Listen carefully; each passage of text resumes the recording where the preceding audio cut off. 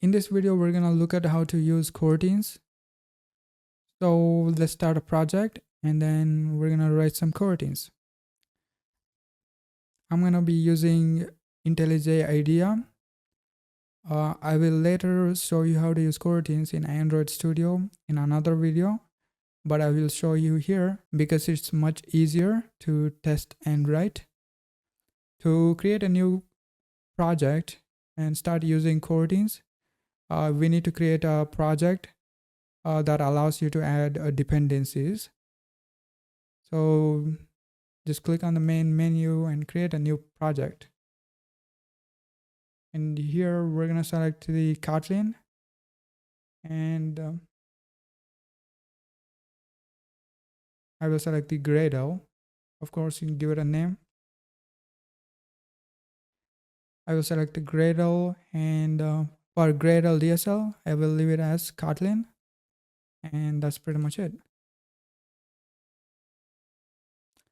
Now you have set up your project with Gradle. Gradle is a package manager or something. Now you can add a coroutine library. Go ahead and get the coroutine library. Okay, so to start using the coroutines, I guess we need this dependency. I'm gonna copy this and paste it in our dependency file. I guess it's in the build Gradle KTS. Right. Now let's just go ahead and refresh the Gradle. Go back to the source directory and in the Kotlin, let's create a file. Let's call it main. Okay. So this is going to be our main entry point. Let's run a function and see if everything is working. Okay, great. Here's just a sample code. Here we could say println function is a synchronous call because the task of printing the text to the output is completed before execution can move on to the next line of code. So these two functions are synchronous. A function can be called synchronous or asynchronous based on what it's made up of. If all of its parts are synchronous, then the function will be synchronous too. So we can say that the main function is also synchronous. So far, we have been writing synchronous code. Coroutines allow you to write asynchronous code. In asynchronous code, task doesn't need to complete before moving to the next line of code. To start using functions from the coroutine library outside of Android, we need to use the runBlocking function provided by the coroutine library. The runBlocking function is crucial because it acts as a bridge between blocking code and non-blocking code. With the help of coroutines, you can write non-blocking code, or you could call it asynchronous code. On the outside, runBlocking appears like a blocking function call, but inside of runBlocking function, you can write non-blocking code. First of all, you don't use the runBlocking function in your Android app.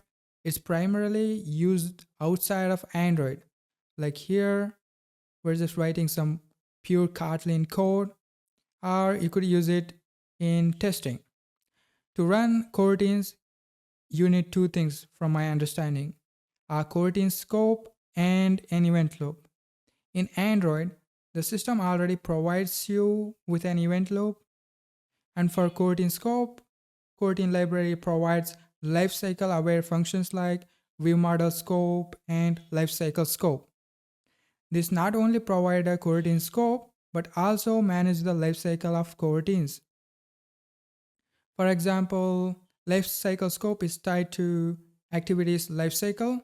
So if that activity is destroyed, all the coroutines created within that scope are automatically cancelled. Outside of Android, there is no event loop. This is where runBlocking comes in. It provides both an event loop and a coroutine scope, allowing you to use coroutines in non-Android environments.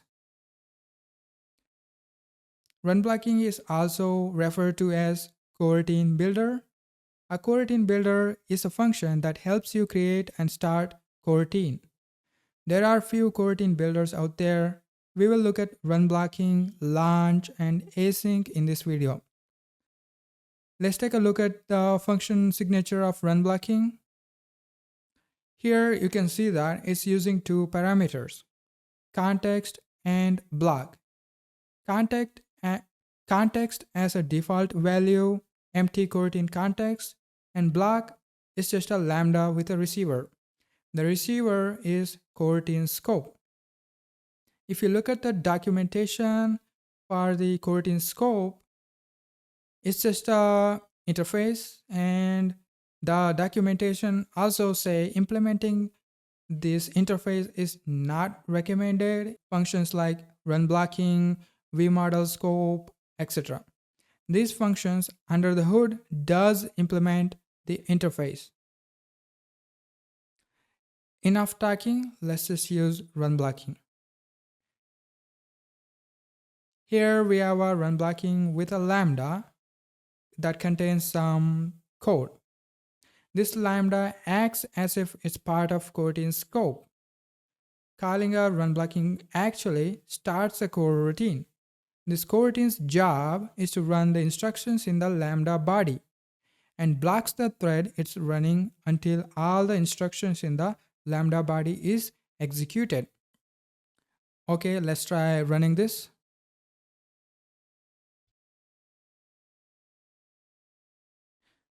Nothing much happened. Now, at any point, if you want to know which thread your coroutine is running on, you can use thread.currentThread function to check.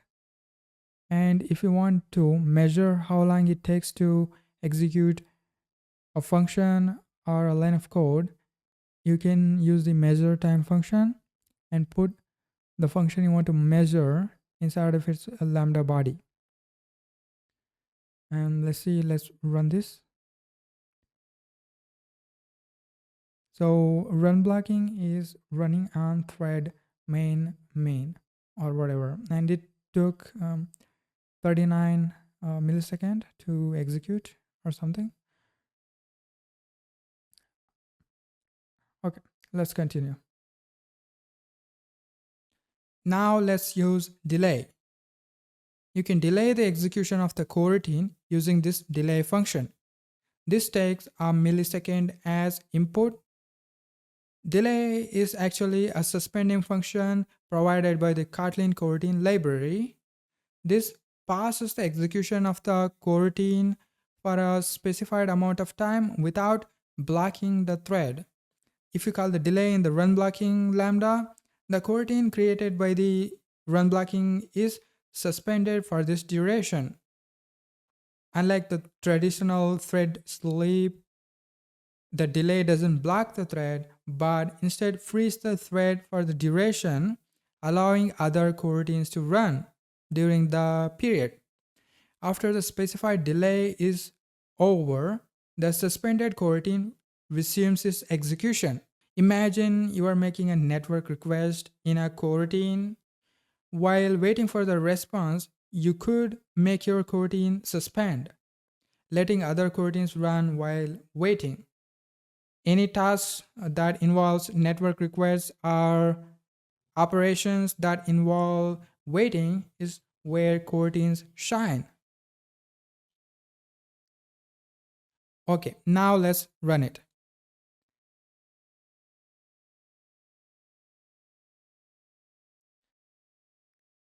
Okay, now let's run it. Also notice the fact that it has this icon. It tells you that this is a suspend function call. Anyway, let's run it. It's still synchronous.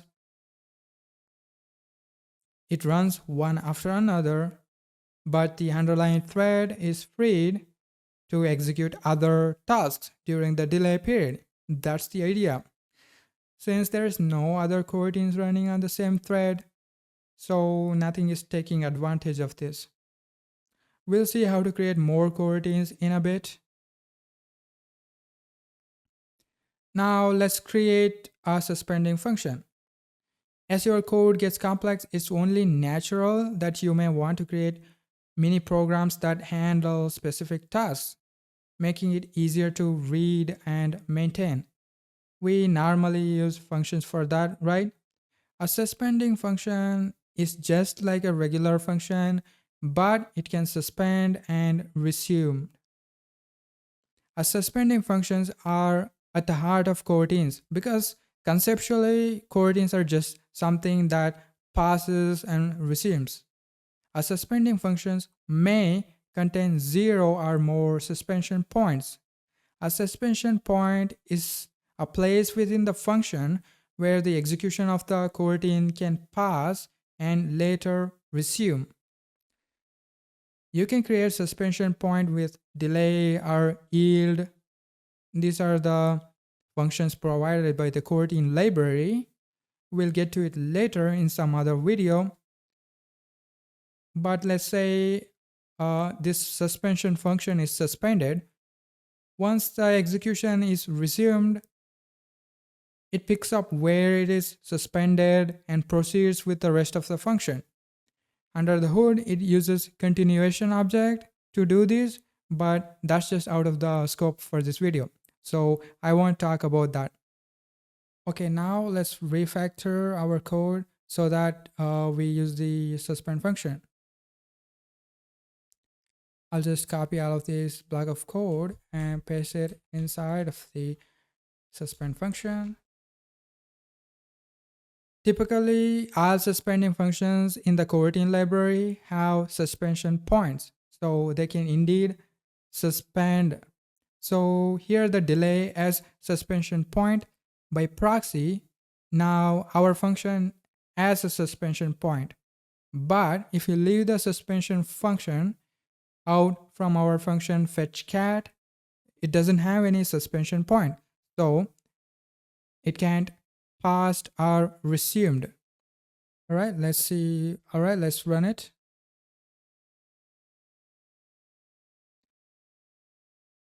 It's the same as before, but we just refactored it and made it so that it looks good. Okay, now let's take a look at launch function. Just like runBlocking, it's also a coroutine builder. Typically, you just use runBlocking at the top level. And if you wanted to create more coroutines, you use launch function for that.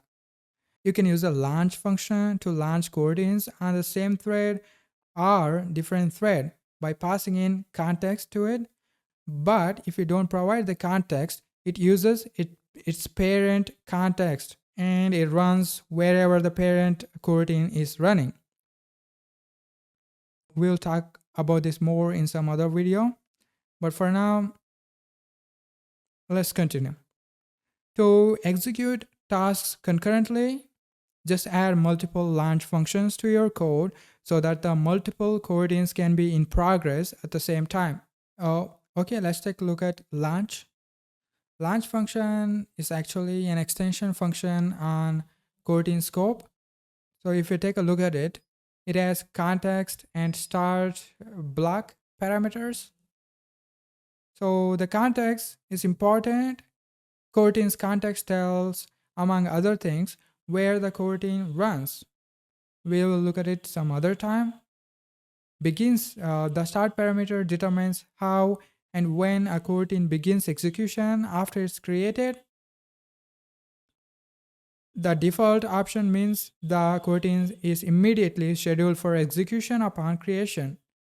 But there are other options too, like lazy, which delays the coroutine's execution until you explicitly start it yourself. And the last parameter, block, is a lambda with a receiver, and it gives your coroutine scope when you use lambda for it. Now, when you call this a launch, it doesn't create a coroutine scope on its own, but instead it uses the coroutine scope created by the runBlocking. And the launch function returns a job. a job is a handle for your coroutine, you can use the job to track the coroutine's lifecycle, check its status, or even cancel it if you wanted to. Okay, let's use launch. First, on the runBlocking coroutine, I'm going to print starting the great cat race. And then I'm going to use a launch. This launch uses this lambda. And inside of this lambda, I am using a delay. And then I am printing this text, cat1 finished race. So after 2 seconds, the cat1 finishes the race. So I'm also creating another launch. In this launch, this cat2 finishes the race after 1 second. So these two coroutines are running concurrently on the same thread, one after another. When you call launch, it immediately returns. So you just wrote your first asynchronous code. Congratulations, here's what's happening here. Launch function is called and coroutine started on the thread where its parent coroutine is running, unless you override it, of course. It doesn't wait for the coroutine to complete. Instead, it immediately returns. Second launch function is called and a coroutine is started and immediately returns. Since these two coroutines are running on the same thread, because we didn't specify where to run, they have to take turns to execute. First delay from the first coroutine is run. First coroutine is suspended for 2 seconds. Thread is freed. Second coroutine's delay is run. During this time, the thread is also freed and coroutine suspends. Time passes. After 1 second, the second coroutine resumes its execution and prints the text. The printing itself doesn't take much time. It just happens quickly. Then after 2 seconds, the first coroutine is executed and it prints the text to the output. You could say they both are running concurrently. I think it would be fair if both the cats were running parallel. Anyway, with launch, you can handle tasks where you don't need a result back. You just call the launch function, you fire it off, and it runs in the background and it does its thing, and you don't have to worry about when its work is finished. It's usually like this. Now, with the help of launch, you have written asynchronous code. When an asynchronous function returns, the task may not be finished. This is what we saw in the case of launch function.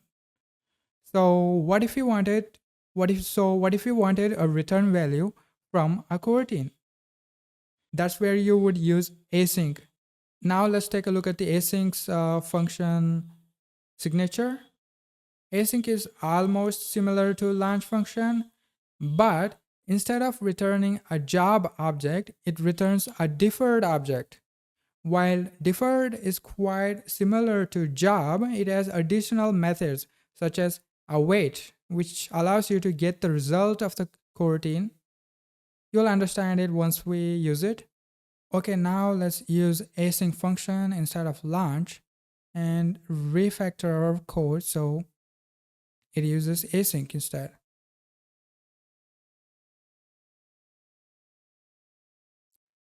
So instead of print, I'm going to return a string. So async are usually used to return something.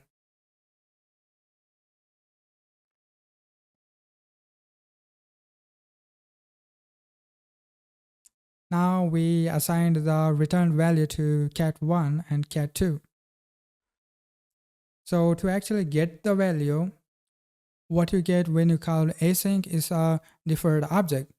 This deferred object is some sort of promised result. So it represents a result that will be available in the future. So to get the result, you use await.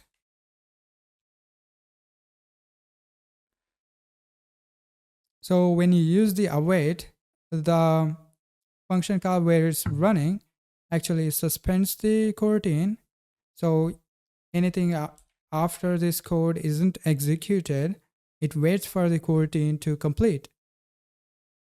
After that, it executes another await here. Now let's just wrap this in print statement.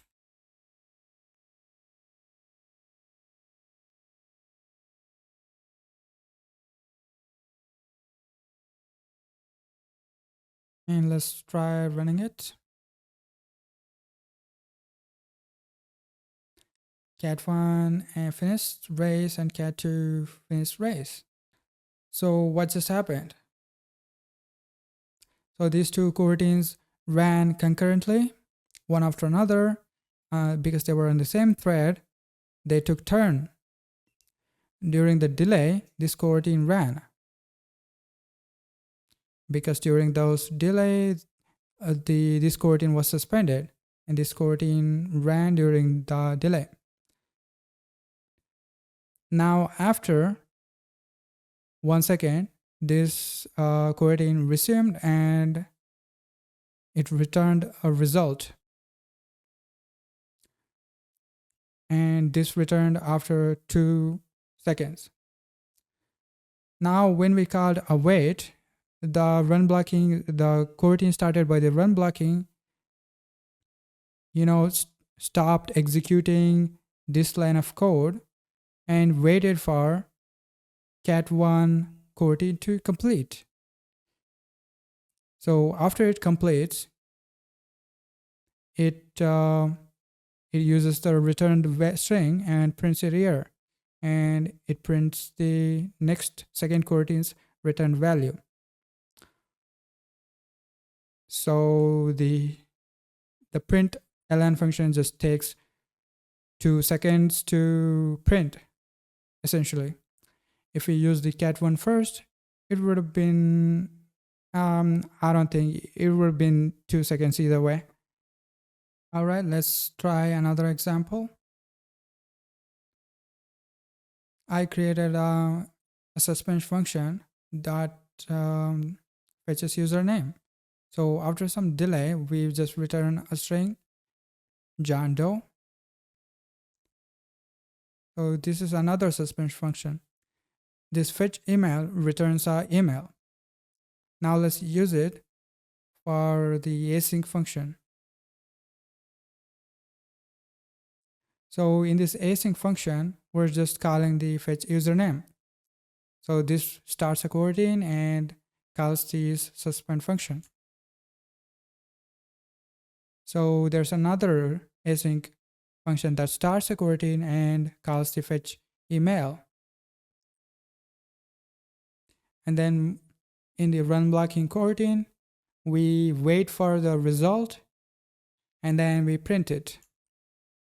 Print the first coroutine, and then we print the result of the second coroutine.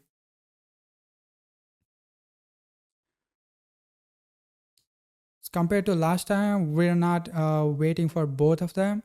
Instead, we're just waiting for the first one to complete and then the second one to complete. So the first one completes 300 milliseconds earlier than the second one. So this is gonna print 300 milliseconds earlier. Okay. I didn't know if you saw it or not, but this ran pretty quickly and it followed it up after a while. So fetch username and fetch email, if you think about it, they are related, right? They are related. So these two coroutines are trying to find a single user's username and email. You could say these two coroutines are working together to accomplish a single task, but they split the work into two independent parts. Now I want to introduce a concept called parallel decomposition. Parallel decomposition involves taking a problem and breaking into smaller subtasks that can be solved in parallel. When the results of the subtasks are ready, you can combine them into a final result. So what if I wanted to run them simultaneously and get both the results when they are done? Now I could use join or await for this, but there's a function called coroutine scope. This is ideal for this pattern where we wait for unified results. When we use coroutine scope, it groups all child coroutines together. It doesn't return until all the coroutines launched within this scope have completed. If any child coroutines in the scope fails, the entire scope fails, automatically canceling all other child coroutines. This behavior is a key aspect of structured concurrency, which ensures proper lifecycle management and cleanup of coroutines. We will focus on using parallel decomposition for now. We will dive into structured concurrency in another video. So let's try using parallel decomposition. For now, let's create a suspend function.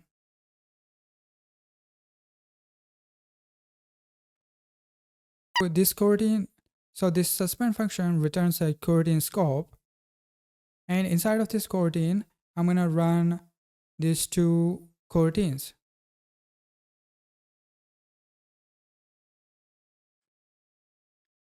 Now I'm going to wait for the coroutines to complete and return the result.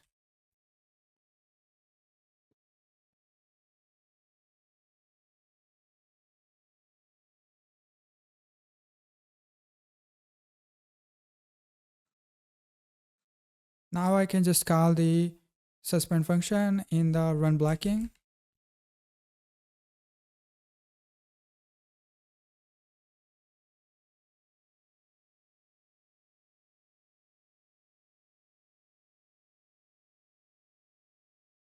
So when we call fetch profile, it returns a string. We're going to print the string.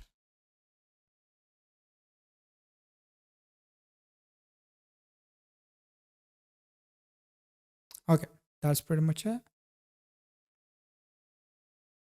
Now I said all of these are running on the main thread, right? So we can quickly check if that's the case. So if every coroutine is running on the main thread, it needs to take turns executing their instruction. So let's see.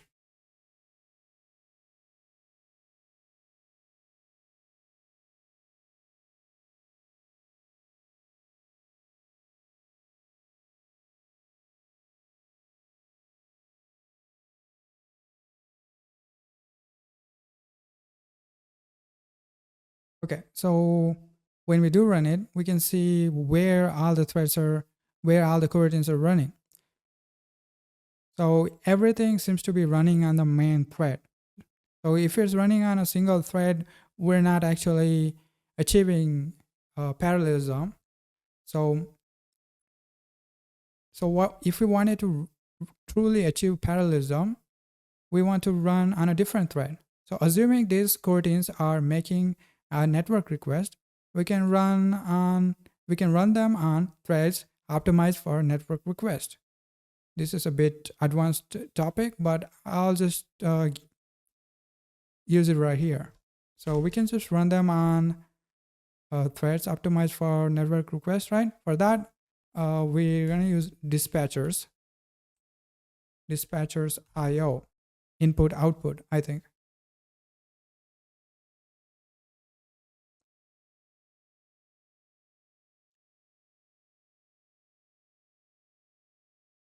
Okay, now let's run it again. Now you can see the async 1 is running on a default dispatcher worker 1. And this is running on a worker 2. So you could say they are parallelly running. whereas they were running concurrently, which is to say one after another, not simultaneously. Anyway, that's it for today. We'll continue with coroutines in the next video. Until then, see ya.